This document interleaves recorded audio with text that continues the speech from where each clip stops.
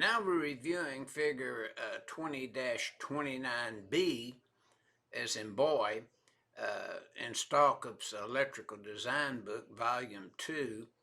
And notice we're dealing with all insulated transformers installed outdoors in accordance with 450.27 in the NEC.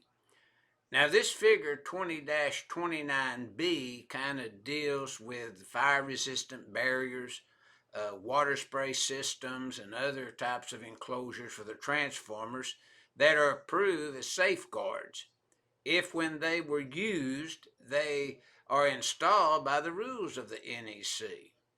So basically we're still in part 2 of Article 450, dealing with the different types of transformers and how to install them properly and so forth.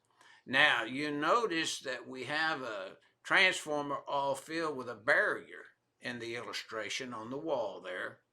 We could have appropriate separation space also, or we could have fire-resistant barrier sprinkler systems, enclosures. But notice here in the illustration, we have a water spray system or other protective method that is outlined in this 450.27. And notice we'd go to NFPA 13 to read up and learn about this sprinkler system installation. And again, we have a transformer that's all filled in accordance with 450.27.